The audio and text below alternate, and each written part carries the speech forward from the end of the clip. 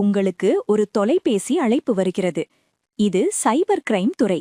உங்களை கைது செய்ய உத்தரவு பிறப்பிக்கப்பட்டுள்ளது. இதை கேட்டவுடன் உள்ளுக்குள் பதற்றம் ஏற்படும். இதைத்தான் மோசடியாளர்கள் பயன்படுத்துகிறார்கள். அவர்கள் காவல்துறை அதிகாரிகளைப் போல பேசி நீங்கள் சட்டவிரோத நடவடிக்கையில் ஈடுபட்டதாக குற்றம் சாட்டி வழக்கு போடாமல் இருக்க பணம் கேட்டு கட்டாயப்படுத்துவார்கள். You are under digital arrest. Do not leave your location.